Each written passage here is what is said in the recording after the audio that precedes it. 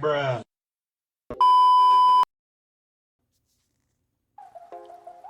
Hey guys, I'm back for some more Art of War 3, and today we're going to be playing on the third wheel map. This is going to be with a random ally, but this is my best game so far in the AI skirmish that Joker has, with a resulting score of 20 minutes and 26 seconds. Only a few minutes away from the top scorer. So this is actually really good of a game that we had at 2026. Anyways, my partner decides to go down, and in return I'm going to go up. I'm going to defend these three entrances, and my partner will defend the bottom three entrances. So we scout with our units, coyotes, riflemen, and then of course I position the Jaguar over here because this is a pretty wide entrance. There's a lot of units that can come this way. I believe this is a 6 unit wide entrance, so 6 units can come at the same time if Joker forcefully enters. And it looks like our first wave has already appeared. It's nothing more than a couple assaults and heavy assaults though, so nothing too big. Although, heavy assaults will deal some heavy damage against my Wasp and my Coyote, as well as my Armadillo, so I use the Acid Strike and move my Wasp. I honestly don't care if I lose my Armadillo or Coyotes because the Wasp is more important to me. Anyways, we are HQ level 3, I have 7 supply centers, and things are looking good. My ally will have a little bit of some buildings over here, and I will have a few buildings over here, because I just need a bit more space to develop.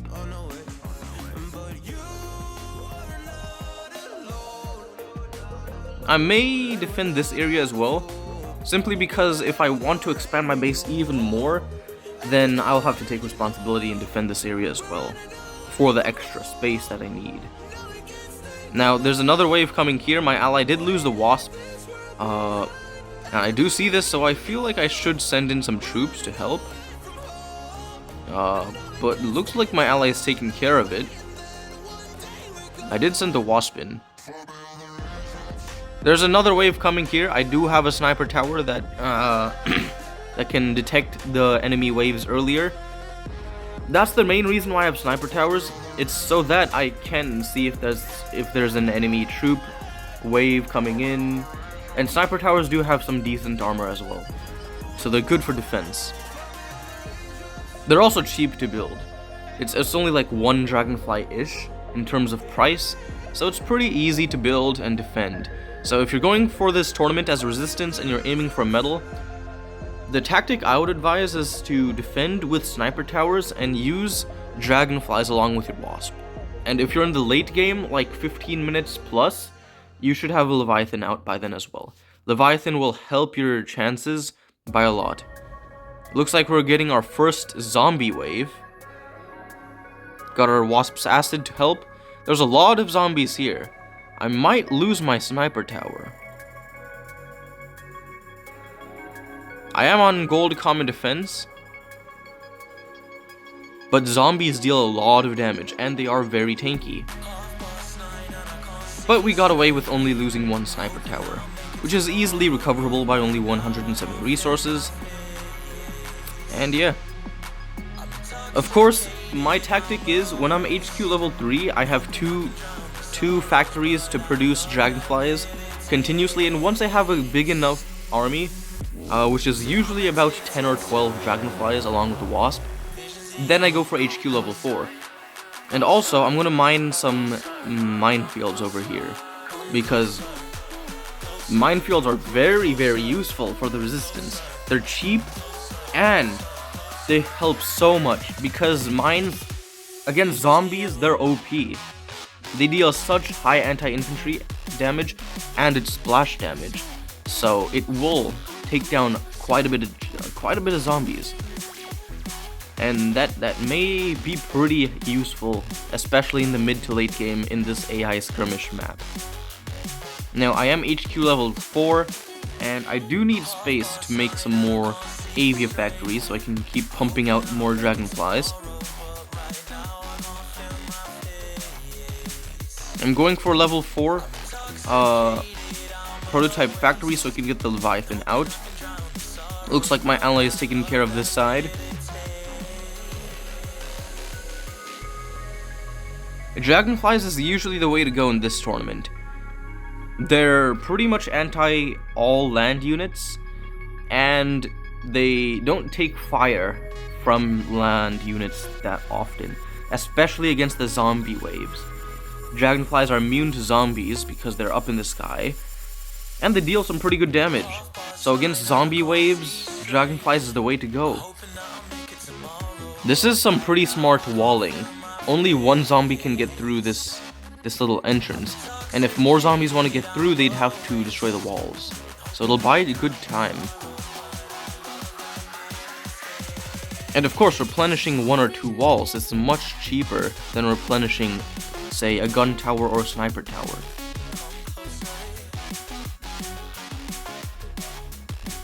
Now, I am going to mine around our HQs with anti-infantry mines, because if it's like endgame, right, and our bases are getting demolished, our HQs is what determines if we win or lose in terms of time. So if zombies are rampaging our base, they have to get into melee distance. And that means that they'd have to get 1 cell within our HQ. So putting these mines as a last resort measure, it's going to be pretty useful.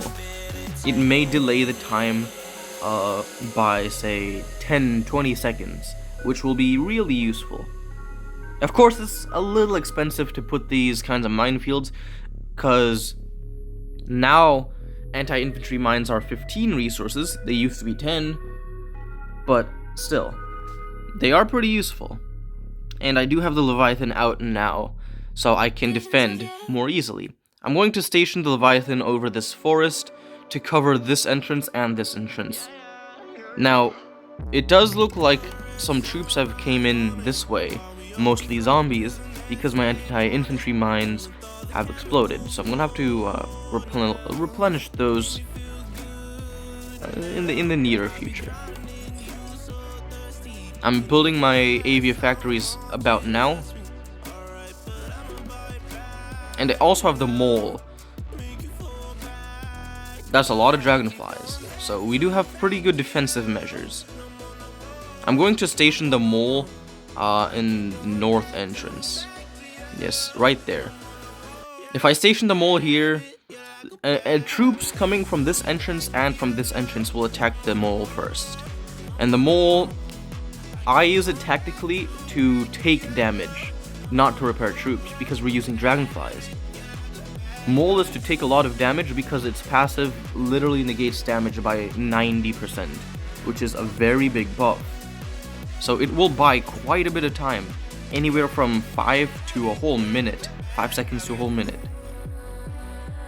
Now there is a large wave here. I did bring my troops down to assist, but there's also a large zombie wave coming up there. And there's a lot of zombies. I can't ignore this.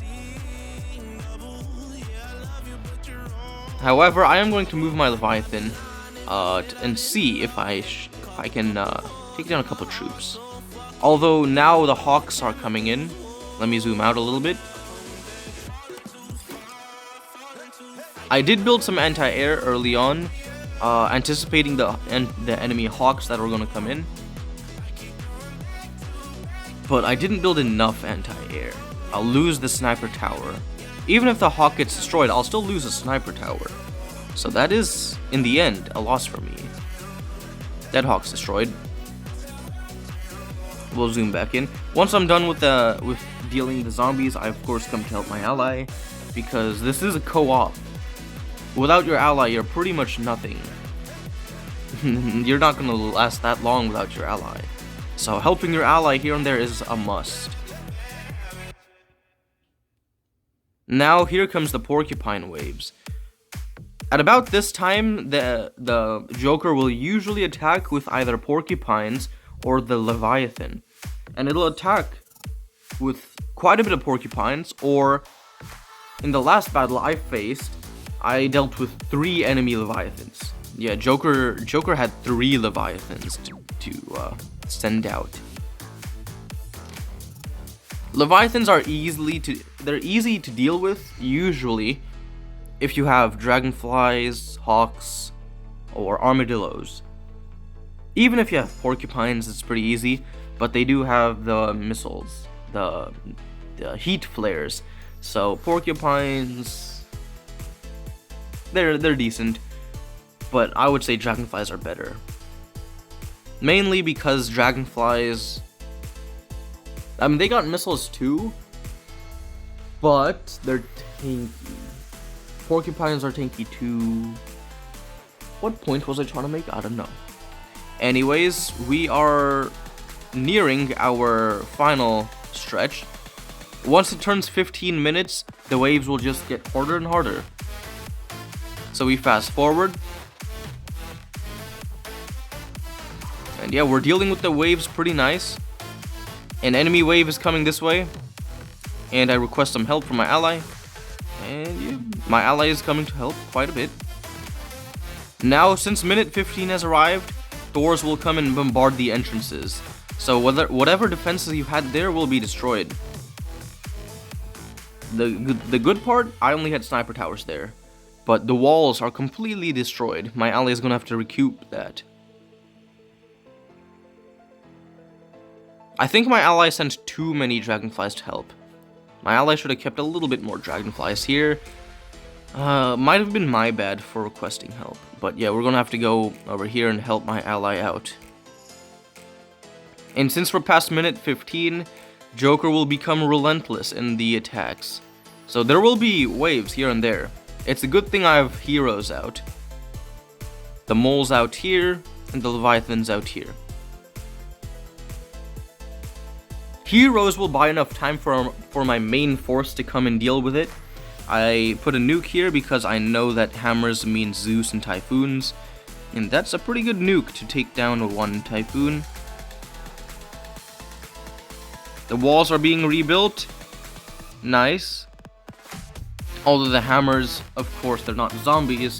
They have range, so they don't have to destroy the walls to destroy any administrative buildings. And looks like a huge wave is approaching. A wave consisting of 2 waves individually. So I'm gonna have to go and help. However, there's another big wave coming this way. More zombies, and there's a whole wave here. It's a good thing I have the mole here. There's the mole passive.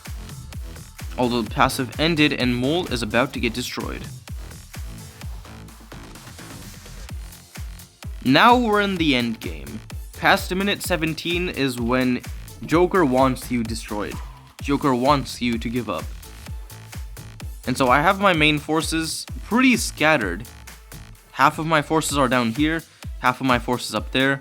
Leviathan is here, but it's not going to hold that much. Enemy hawks are inbound as well.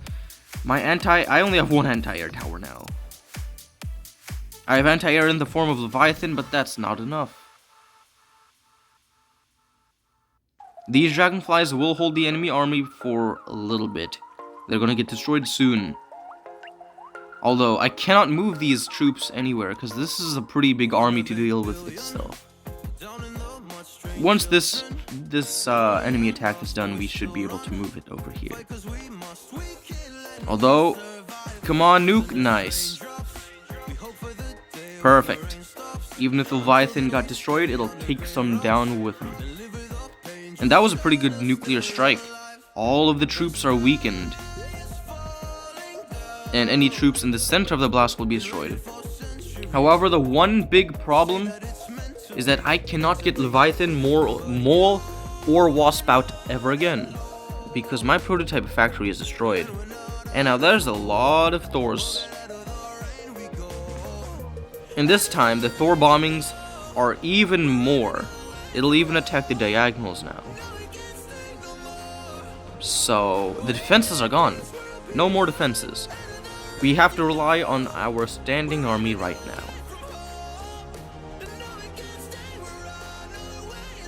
More troops are coming in. I did have 1 rifleman over here as a scout, and it looked like the Cyclones found out.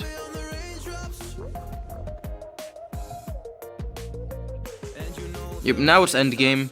We're just gonna have to hold out the HQs as long as we can. That torrent's gone.